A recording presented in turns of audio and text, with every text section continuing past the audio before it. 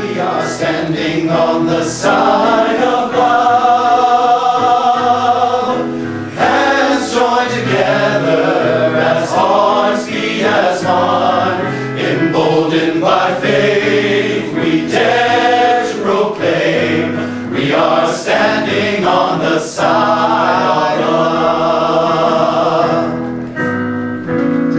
Sometimes we build a barrier tightly bound, corrupted by fears and unwilling to hear, denying the beauty without.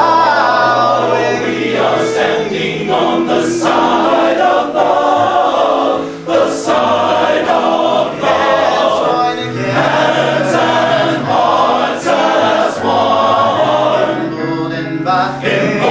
By faith, we dare to proclaim, we are standing for love. Tonight is not about me. Tonight is about a journey of 56 young people who are going to be traveling to places and bringing a message of love where there is only hate and hope where there is only despair. And it is important that as many people as possible learn about this journey. These schools are the bastions of the fundamentalist movement in America. These 32 schools that we're going to, and that's not even a dent in all of them. There are over 200 that have these types of policies, over 200 that are graduating the future leaders of the fundamentalist movement. These schools have policies that would prohibit a student like me from living my life in complete honesty on campus like I have the ability to do at UNCG. The Eastern bus is going to be stopping at Bob Jones University in South Carolina, Baylor University, University of the Cumberlands in Williamsburg, Kentucky is the school I'm planning. Last year they kicked out a boy, Jason Johnson, who is 2021. And the state thought after that, the state of Kentucky, Commonwealth of Kentucky, excuse me, they were going to give $11 million to the same school to build a pharmacy school. So there was a huge controversy last year. We're going there. This, I think where I'm friends with most people here, so it's kind of like preaching to the choir, and that's what I feel like I'm doing. The goal of this ride, and its very nature is confrontational, but the goal of it is to really open a dialogue and open a conversation. Some of these students have never seen an openly gay person before. Even the closeted gay students on these campuses have never seen an openly gay person before.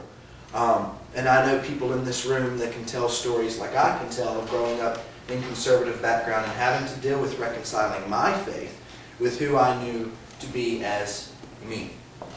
So imagine being, I grew up in Winston surrounded by at least some liberal people and then came to UNCG.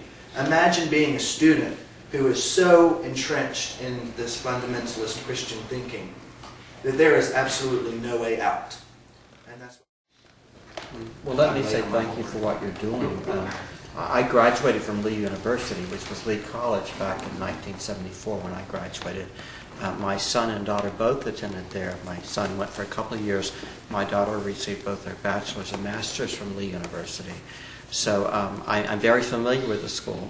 And you went there last year for the ride. And then Lee was the third or fourth stop. There was a mother who saw fit to bring her teenage son to the hotel where the riders were staying. And they used pink spray paint to spray Fags Mobile on the side of the bus, across the side of the bus. Now this was a mother and a teenage son who did this together in there. Later that afternoon, did they arrest them? I don't ever think they found out who did it. The bus driver just happened to be walking out of the hotel and saw the two get in the car and drive away. Later that afternoon, students from the school came out and helped clean up the bus. Either way, there was a connection made there, especially when the students came out to help clean up the bus. But that was a powerful story. I ain't afraid of your Bible. I ain't afraid of your Torah. I ain't afraid of your Quran.